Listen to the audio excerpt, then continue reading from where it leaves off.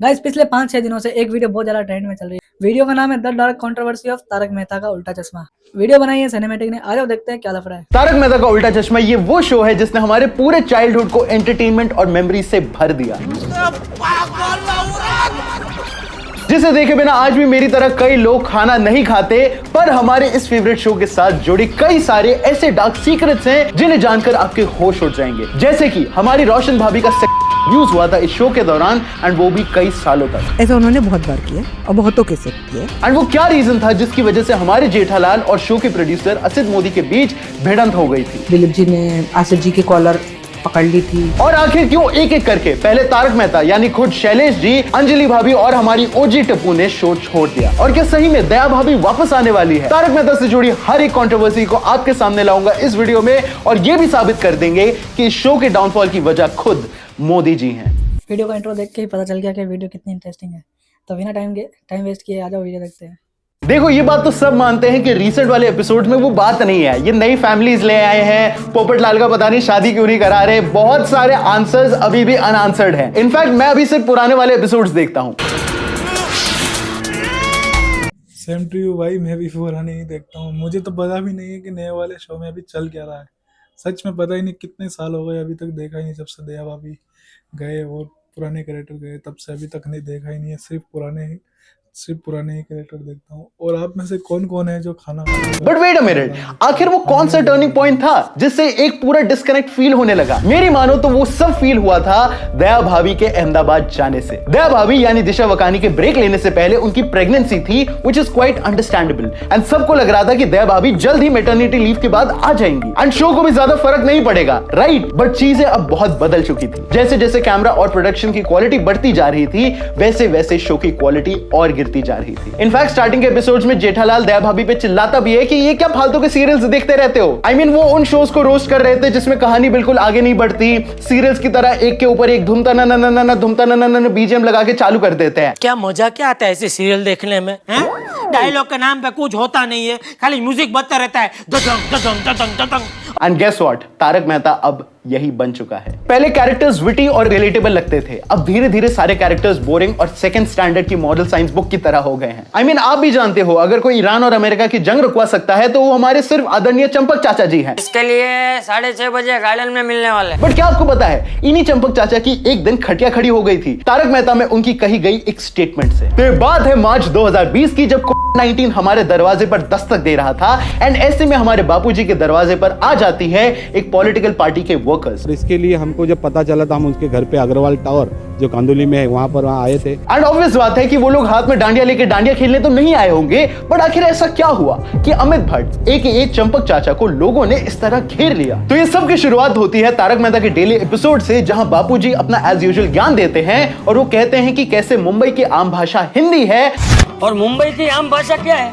हिंदी। और अगर आप थोड़ा सा भी न्यूज देखते हो तो आप जानते होंगे कि ऐसे कमेंट्स पर लोग इजीली ऑफेंड हो सकते हैं। जी हाँ, राज ठाकरे जी की एमएनएस के सिनेमा विंग के प्रेसिडेंट अमया खोपकर ने बिना टाइम वेस्ट किए सीधा अटैक कर दिया। इसके जो प्रोड्यूसर है, डायरेक्टर है और जो राइटर है, अगर माफी नहीं मांगी तो इन लोगों को हम मुंबई में काम करने देंगे नहीं। उनका सिर्फ रिएक्शन नहीं था, वो एक वार्निंग था। उन्होंने कहा कि मुंबई की भाषा मराठी है, ये सबको पता है, फिर भी लोग जानबूझकर गलत नैरेटिव फैला रहे हैं, और फिर टोन और भी एग्रेसिव हो गया। उन्होंने सिर्फ इसको एक गलती नहीं बल्कि एक साजिश बताया। लेकिन ये बात यही खत्म नहीं हुई। खोपकर ने उन महाराष्ट्रियन एक्टर्स को भी नहीं बख्शा जो इस शो का हिस्सा थे। उनका मानना था कि अगर आप भाई इतना बड़ा लफड़ा हो गया, हमें तो पता भी नहीं है।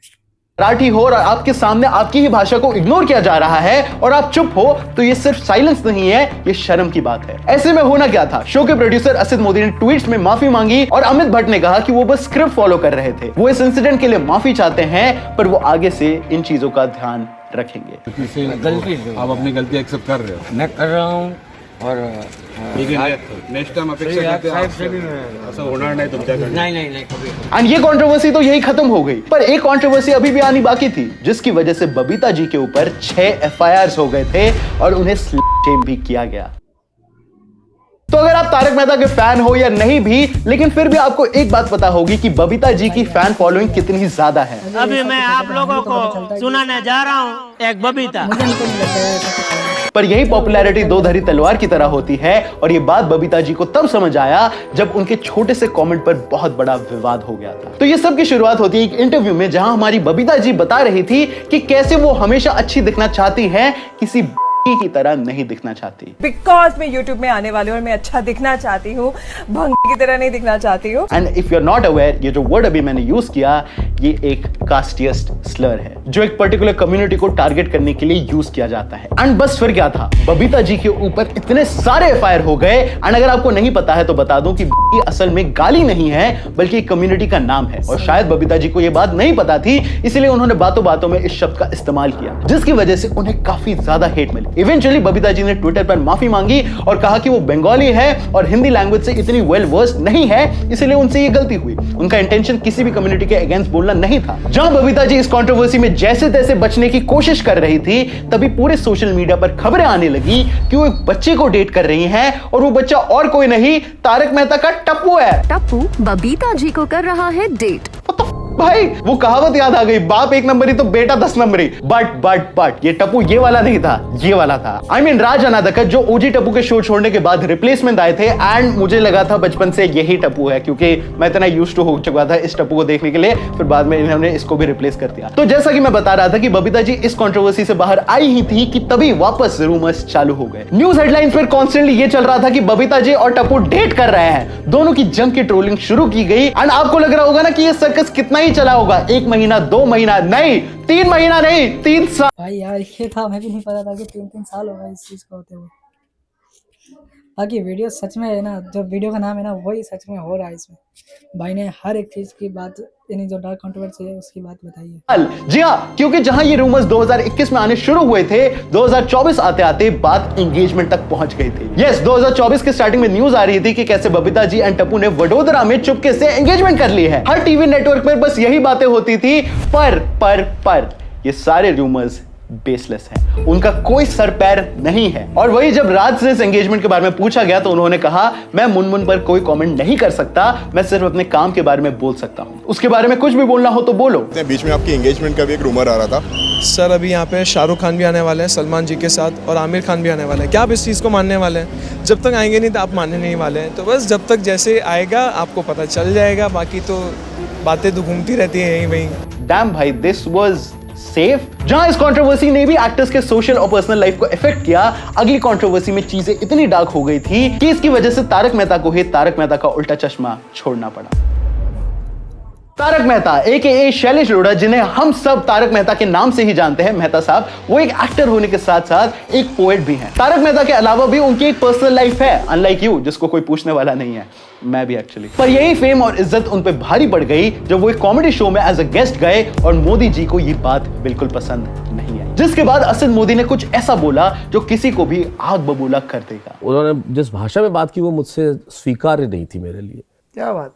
पर ये पूरी कंट्रोवर्सी की शुरुआत कैसे हुई थी? तो ये सब की शुरुआत होती है जब मेहता साहब पहुंचे गुड नाइट इंडिया शो में, जो कि स्टैंड अप कॉमेडियंस के बारे में है। और ये शो सेम सब टीवी चैनल पे आता है तो कोई प्रॉब्लम नहीं होनी चाहिए, राइट? चैनल को, प्रोड्यूसर को तो होगी, राइट? ये कहना गलत नहीं होगा कि असद का कैरेक्टर जितना टीवी पर एनोइंग है उससे कई ज्यादा एनोइंग वो खुद रियल लाइफ में है। अच्छा, आपको नहीं पता कि असद मोदी का कैरेक्टर खुद तारक मेहता में है? वो वाला सीन याद है जब पूरी गोकुलम सोसाइटी कट जाती है, जेठालाल फिर पाकिस्तान चला जाता है, तो उसके ट्रेन में जो एक आदमी मिलता है, मैं मेरे काम में हूँ, मुझे टेंशन है, मेरे को काम करने दो प्लीज। वो असद मोदी है। ये लोग जब हांगकांग जाते हैं तो जेठालाल अपने सारे पासपोर्ट छुपाने जिस बंदे को देता है वो है असद मोदी। तो हाँ, the same producer is also the real life producer and in the show he is just Asad Modi. तो coming back to Asad Modi versus Mehta साहब, इस कंट्रोवर्सी का अंदाजा आप इस बात से लगा सकते हो कि बस एक अपीयरेंस की वजह से उन्होंने हमारे मेहता साहब पे ऐसी डेरोगेटरी बातें करी कि कोई इसका अंदाजा भी नहीं लगा सकता। इवन यहां तक कहा कि शो में काम कर रहे सभी कास्ट क्रू असद के नौकर है। जब उन्होंने कहा यहाँ सब काम करने वाले मेरे नौकर हैं, इस तरह की एक लैंग्वेज उन्होंने बोली थी, तब भी भिड़ंत हो चुकी थी। भाई व्हाट द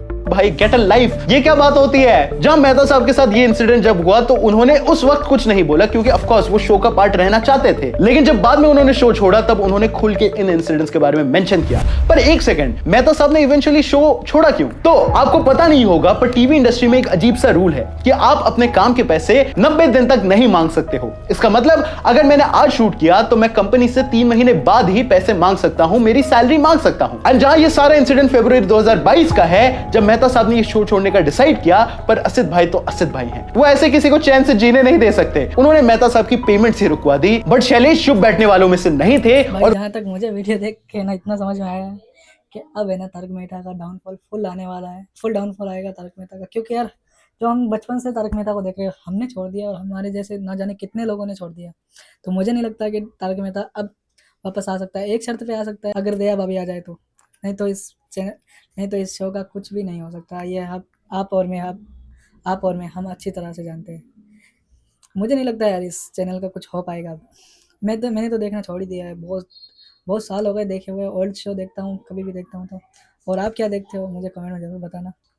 वीडियो को फिर से स्टार्ट करते आ जाओ दोस्तों। उन्होंने लीगल एक्शन लिया। मैं लगातार काम कर रहा हूं और आप जानबूझ के पैसा नहीं दे रहे हो, और चूंकि आपकी भाषा मुझे स्वीकार्य नहीं थी, मैं तो छोड़ ही चुका था। और इवेंचुअली कोर्ट ने फैसला मेहता साहब के पक्ष में सुनाया और शो को उन्हें 1.05 करोड़ ड्यूज देने को बोला। वेट, 1.05 करोड़? यार लगता है वो जमाना गया जब राइटर साइकिल से आते जाते थे। आज कभी रेंज रोवर चलाता है, मर्सिडीज चलाता है, ऑडी चलाता है। जहां ये केस असित की पब्लिक के सामने पहली हार मानी गई, वही अगले कोर्ट केस ने असित के ऐसे घिनौने कारनामे दुनिया के सामने उजागर कर दिए जिसे सुनकर कोई भी शर्मसार हो जाएगा। क्योंकि ये छोटा मोटा केस नहीं था, ये केस था हैरासमेंट का। ऐसे पास में आके तुम्हारे होंठ बड़े सेक्सी है, ऐसा लगता है पकड़ के किस कर लूं। तो ये बात शुरू होती है मई 2023 में, जब तारक मेहता के सेट के पीछे चल रही एक घिनौनी कहानी फाइनली बाहर आ गई। जेनिफर मिस्ट्री, जो शो में रोशन सोडी का रोल प्ले करती थी, उन्होंने प्रोड्यूसर असित मोदी पर सीरियस एलिगेशंस लगाए। उन्होंने एक्यूज किया कि मोदी बार बार उनके साथ इनअप्रोप्रिएट कमेंट्स करते थे, पर्सनल और अनकंफर्टेबल बातें बोलते थे, जो एक प्रोफेशनल एनवायरनमेंट में बिल्कुल भी एक्सेप्टेबल नहीं था। उनका कहना था कि ये सब एक दिन में नहीं हुआ, बल्कि सालों से चलता आ रहा था। यहाँ होती है, मैं तुमको हक करता, मैं तुमको चांस लेता, तुमको तो मेरी पड़ी नहीं है। अच्छा मजाक करो। ऐसा उन्होंने बहुत बार किया और बहुतों के साथ किया, ठीक है। वो कोई और सामने नहीं आता, वो उनकी लाइफ। जेनिफर के अकॉर्डिंग इसकी शुरुआत 2018 में हुई, जब वो कंप्लेंट लेकर असित के पास गई थी, लेकिन प्रॉब्लम सॉल्व होने के बजाय उनको खुद उनके अपीयरेंस पर अजीब रिमार्क्स देने लगे। फिर 2019 में सिंगापुर शूट के दौरान उन्होंने क्लेम किया कि मोदी ने उन्हें अपने होटल रूम में ड्रिंक के लिए बुलाया और उनके लिप्स पर यानी होठों पर ऐसा कमेंट किया जो उन्हें काफी डिस्टर्बिंग लगा। कॉफी लेने जा रहे थे, मैं भी कॉफी लेने गई, मैं उठाने गई, नहीं जस्ट केम वेरी ऐसे पास में आके, तुम्हारे होंठ बड़े सेक्सी है, ऐसा लगता है पकड़ के किस कर लूं। बता रही हूं, मैं हाथ पैर ठंडे पड़ गए कि यार ये इन लोग बैठ के रात को पीते हैं, कोई रात को रूम में आ गया तो मैं क्या करूंगी। 2022 में भी सिचुएशन चेंज नहीं हुई। जब जेनिफर वीजा रिलेटेड हेल्प के लिए उनके पास गई, तब भी उन्होंने एलिजेडली पर्सनल और सजेस्टिव बातें की। ये सब इंसिडेंट्स धीरे धीरे उनके लिए और भी हॉन्टिंग होते जा रहे थे। जेनिफर ने यह भी क्लेम किया कि वो शुरू में चुप रही क्योंकि उन्हें अपना काम खोने का डर था, लेकिन एक पॉइंट के बाद उन्होंने डिसाइड किया कि अब और नहीं। मार्च 2023 में उन्होंने लीगल नोटिस भेजा, अथॉरिटीज को लिखा और पवई पुलिस स्टेशन में कंप्लेंट भी फाइल करी। इसके बाद असित मोदी, सोहेल रमानी और जतिन बजाज के खिलाफ एफआईआर रजिस्टर हुई। तो अब ये तीनों लोग कौन है? असित मोदी वो बंदा है जिसने तारक मेहता शो बनाया था। तारक मेहता का उल्टा चश्मा was basically a Gujarati column जो कि एक तारक मेहता नाम के व्यक्ति ने लिखा था। उनकी सारी इमेजिनेशन पे ही हम आज हंस रहे हैं, लेकिन असित ने इस शो को कहीं का नहीं छोड़ा। Sohail Ramani was the executive producer और जतिन बजाज कौन है? ये प्रोड्यूसर भी है, लेकिन इनको भी आपने शो में देखा है। ये बंदे सिंगापुर में सिंह आने के लिए, हाँ, सुंदर के साथ जो आजकल नए एपिसोड में बका की जगह आते हैं, ये है वो। जेनिफर ने यह भी क्लेम किया कि शो का वर्क एनवायरनमेंट मेल शोविनिस्टिक था, जहां एक्टर्स पर प्रेशर होता था वर्किंग आवर्स और लीव को लेकर, जैसे किसी तरह का कंट्रोल सिस्टम चल रहा हो। 2.5 महीने पहले मैंने आधा दिन मांगा है, फिर आप उसी टाइम शूट लगा रहे हो, बोले ऐसे बहुत बहस करने लगा। नहीं, इनफैक्ट जेनिफर ने कई सारे पॉडकास्ट में यह भी बताया है कि वो लोग उनको खाने पीने भी नहीं देते थे। जब स्पॉट बॉय से खाना मांगा जाता था, वो कहते थे बस बिस्किट्स हैं और कुछ नहीं है। डैम भाई, ये सारे इंसिडेंट सुन के ऐसा लग रहा है कि बचपन का जो मेरा शो था उसके पीछे बहुत सारे दुख के आंसू थे भाई। मार्च 2024 में एक लोकल कमेटी ने इस केस पर डिसीजन लिया और जेनिफर के फेवर में ही वर्डिक्ट आया। कमेटी ने ऑर्डर दिया कि उनके पेंडिंग ड्यूज क्लियर किए जाए और 5 लाख रुपए का कॉम्पेंसेशन दिया जाए। सिर्फ 5 लाख? भाई एक यूट्यूब की वीडियो में आ जाते हैं 5 लाख। तो एक यूट्यूबर एक महीने में तो कमा ही लेता है 5 लाख, और इनको इतना काम करने के बाद सिर्फ 5 लाख रुपए मिले। हो सकता है या तो इन्फॉर्मेशन झूठी हो या फिर हो सकता है भाई सच में ऐसा हो, क्योंकि यार आपको पता भी एवेंजर्स में हुआ था। आप सब ज़्यादातर लोगों ने देखा ही है कि क्या हुआ है क्या नहीं हुआ है। चलो देखते हैं वीडियो, और तो कुछ कर नहीं सकते। हैरासमेंट के लिए जेनिफर के हिसाब से टोटल अमाउंट 25-30 लाख के आसपास था, लेकिन कहानी यही खत्म नहीं हुई। जेनिफर ने कहा कि उन्हें डिसअपॉइंटमेंट हुई क्योंकि उनके अकॉर्डिंग इतने सीरियस एलिगेशंस के बाद भी एक्यूज पर कोई स्ट्रॉन्ग एक्शन नहीं लिया गया। उनको फोन कॉल आ जाता है, उनको पैसे मिल जाते हैं, जो भी है। मैं चिल्ला के आई हूँ पुलिस वालों के सामने, चिल्ला के आई हूँ। ऐसे करके खड़े रहते पुलिस वाले, बेकार पैसे खा रहे हो, कुछ नहीं, ऐसे करके खड़े। और उन्हें अभी तक पूरे पैसे नहीं मिले। और 2025 में जेनिफर ने दोबारा अपनी बात रखी और बताया कि ये सब इंसिडेंट्स उन पर कितने हैवी पड़े। उन्होंने कहा कि वो कंप्लीटली स्कैर्ड थी, सालों तक मेंटल स्ट्रेस, डिप्रेशन और इवन सुसाइडल थॉट से वो गुजर रही थी। एक कॉमेडी शो के पीछे ये एक ऐसी कहानी थी जहां रियल लाइफ में हंसी के पीछे दर्द छुपा हुआ था। इस इंसिडेंट के बाद तारक मेहता के सेट पर टॉक्सिक वर्क कल्चर की बात अब एक आइसोलेटेड कंप्लेंट नहीं रही। इंस्टेड मल्टीपल एक्टर्स के एक्सपीरियंसेस मिलकर ये एक और डिस्टर्बिंग पैटर्न रिवील करता है। पलक सिधवानी यानी नई सोनू ने क्लियरली कहा कि उन पर कॉन्ट्रैक्ट के नाम पर इतनी रिस्ट्रिक्शंस थी कि वो दूसरे अपॉर्चुनिटीज एक्सप्लोर ही नहीं कर पा रही थी। उन्होंने ये भी हिंट किया कि जब उन्होंने अपने कंसर्न्स रेज करने की कोशिश की तो सिचुएशन और कॉम्प्लिकेटेड हो गई। जैसे सिस्टम में एक्टर की वॉइस की कोई रियल वैल्यू नहीं थी। मोनिका भदौरिया यानी बावरी का एक्सपीरियंस और भी इंटेंस था। उन्होंने ओपनली बोला कि उन्हें अपने ही पैसे के लिए बार बार लड़ना पड़ा था, पेमेंट्स डिले होते रहे और जब उन्होंने फाइनली डिमांड। यार इतना बढ़िया शो चल रहा है, बताओ यार, पूरे शो की इन्होंने क्या बोले यार, बताओ, इतना बढ़िया शो चल रहा था, हम सबका फेवरेट था, पूरे शो की वाट लगा दी और इतने पैसे आते फिर भी ये पैसे देने के लिए भी मरते हैं यार, बताओ। मैं तुम्हें सच बताऊं गाइज, अगर ये अपने एक वीडियो यूट्यूब पे अपलोड कर देना तो 10-15 लाख तो ये ऐसे ही कमा लेंगे, ज़्यादा ही कमा लेंगे, मैं तो कम बता रहा हूँ। और अगर अपने पूरे एपिसोड अगर ये अपलोड कर देना यूट्यूब पे तो ये ना जितना ये कमाए ना पूरे सालों में उससे कई गुना कमा लेंगे। लेकिन इनको पता नहीं शर्म क्यों नहीं आती यार, बताओ, इतने पैसे कमाते फिर भी 5-5 लाख रुपये बताओ अपने एक्टर को दे रहे। ये भी कुछ यार, शर्म करो यार मोदी जी, शर्म करो। ऐसे थोड़ी करते हैं अपने काम करने वालों के साथ, और खाना भी नहीं दे रहे हो, ये भी नहीं दे रहे हो। क्या तो उनके हिसाब से उन्हें कोई रिस्पेक्ट या सही से ट्रीट नहीं किया गया। ये सिर्फ फाइनेंशियल इशू नहीं था बल्कि एक बेसिक डिग्निटी का सवाल था, जहां एक एक्टर को अपनी मेहनत का हक लेने के लिए स्ट्रगल करना पड़ रहा था। तो मैंने कहा आप पैसे दोगे नहीं और मैं सिंटा में भी नहीं जाऊँ, और भी 1 साल हो चुका है।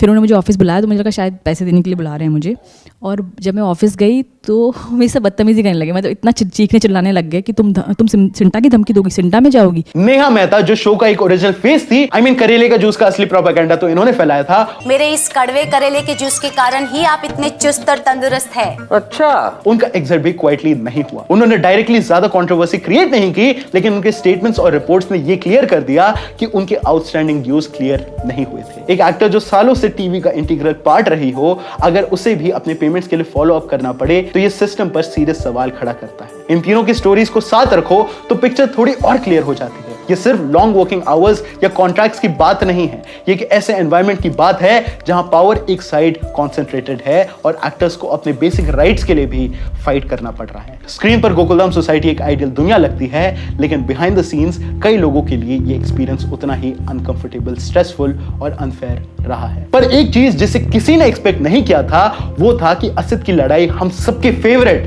जेठालाल यानी दिलीप जोशी के साथ भी हुई थी।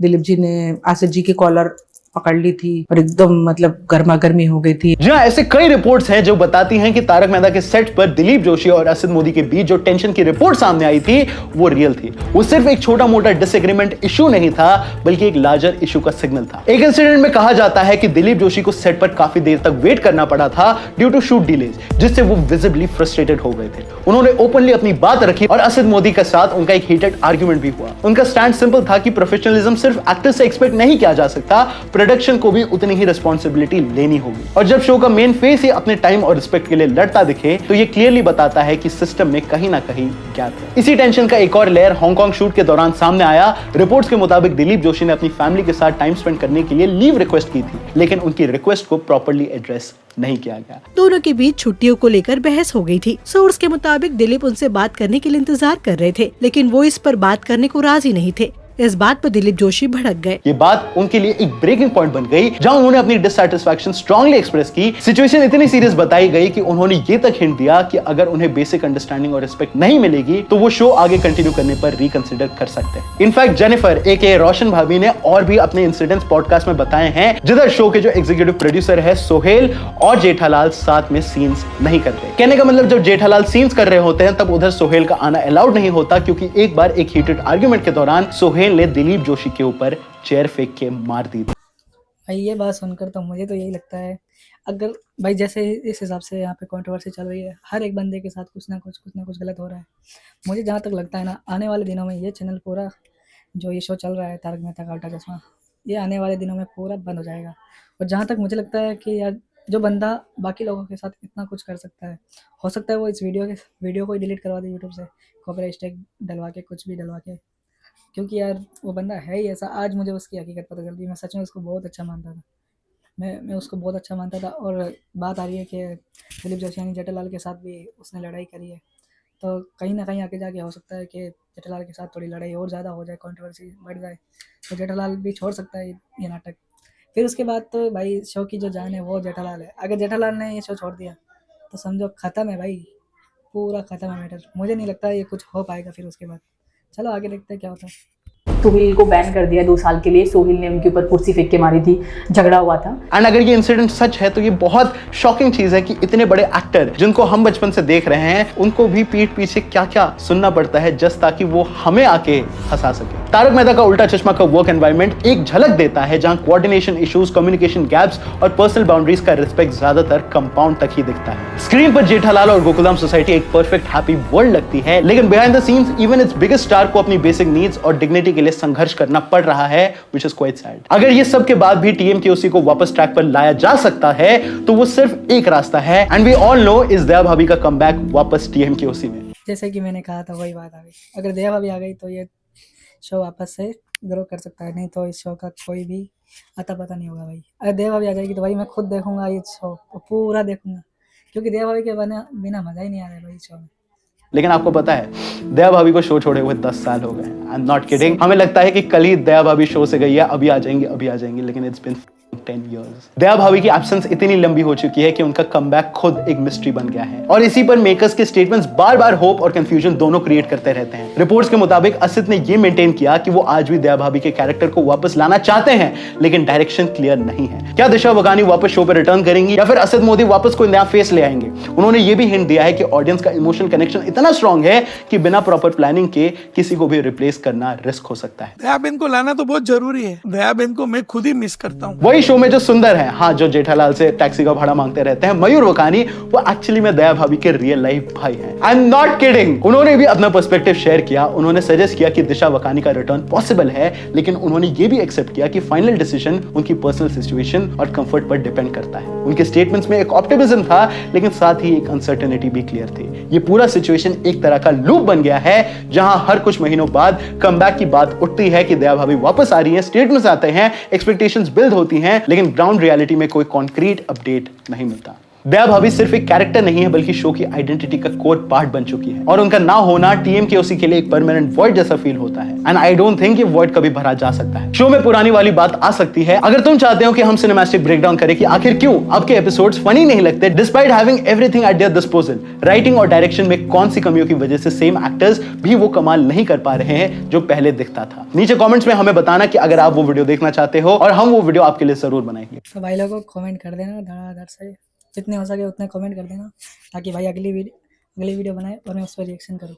TMKOC सिर्फ एक शो नहीं है, इंस्टेड एक इमोशन है, हर घर का पार्ट। डिनर के टाइम चलने वाली हंसी, जेठालाल के स्ट्रगल्स, दया भाभी का ए माँ माता जी, और गोकुलधाम की वो आइडियल सोसाइटी, ये सब मिलके एक ऐसी दुनिया बनाते हैं जहां प्रॉब्लम्स भी आती हैं पर एंड में सब ठीक हो जाता है। इस शो ने सिर्फ एंटरटेन नहीं किया है, लोगों को कंफर्ट दिया है, रूटीन दिया है और एक सेंस ऑफ बिलोंगिंग दिया है। लेकिन वक्त के साथ चीजें बदल गई, कंट्रोवर्सीज बढ़ती गई, एक्टर्स एक एक करके शो छोड़ते गए, और जो चार्म कभी नेचुरल लगता था वो धीरे धीरे फोर्स्ड फील होने लगा। स्टोरीज रिपीटेटिव हो गई, ह्यूमर डाइल्यूटेड हो गया, और जो फ्रेशनेस कभी इस शो की जान थी वो कहीं खो सी गई। एक टाइम पर जो शो लोगों को रियलिटी से एस्केप देता था, अब खुद अपनी रियलिटी से स्ट्रगल करता हुआ दिखता है। कभी कभी प्रॉब्लम एंडिंग में नहीं होती, प्रॉब्लम उस एंडिंग को डिले करने में होती है। कुछ चीजें अपने पीक पर ही खत्म हो जाए तो वो हमेशा यादगार रहती हैं, लेकिन जब उन्हें अननेसेसरीली स्ट्रेच किया जाता है तो वो अपनी ही लेगेसी को डाइल्यूट करने पर लग जाती है। TMKOC भी शायद उस पॉइंट पर आ चुका है जहां लोग ये नहीं पूछ रहे कि नेक्स्ट एपिसोड में क्या होगा, बल्कि ये पूछ रहे हैं कि शायद ये शो खत्म कब होगा। और शायद किसी भी कहानी के लिए सबसे खूबसूरत एंडिंग वही होती है जब लोग पूछे ये इतनी जल्दी क्यों खत्म हो गया, ना कि अभी तक क्यों चल रहा है। तो ये था हमारा video about all the dark controversies of Taarak Mehta Ka Ooltah चश्मा। आपको इस पूरे वीडियो के बारे में क्या लगता है हमें नीचे कमेंट्स में जरूर बताइएगा। And a special thank you to the entire team of Cinemastic, Ani, Suraj and me Irfan, क्योंकि मेरा नाम सिनेमैस्टिक नहीं है। And a special thank you to the additional members of the team, Jalaj, Rizwan, Zakir and a DOP for the day M. And मैं मिलूंगा आपसे अगले cinema topic related video में, क्योंकि जहां सिनेमा है वहां सिनेमैस्टिक है। तो भाई लोगों वीडियो हो गई है खत्म। वीडियो को लाइक और